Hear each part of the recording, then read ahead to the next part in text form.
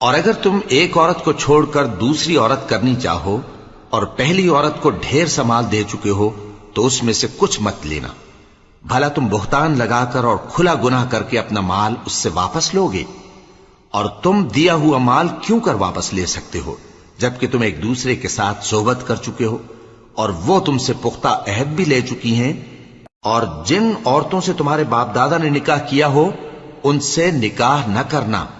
مگر جاہلیت میں جو ہو چکا سو ہو چکا۔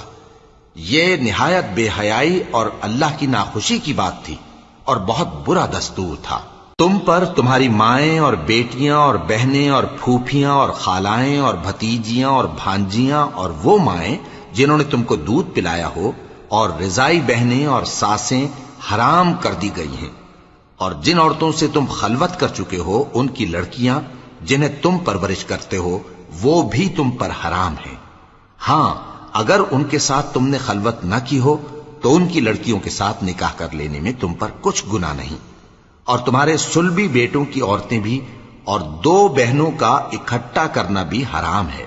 مگر جو ہو چکا سو ہو چکا۔ بے شک اللہ بخشنے والا ہے، بڑا مہربان ہے۔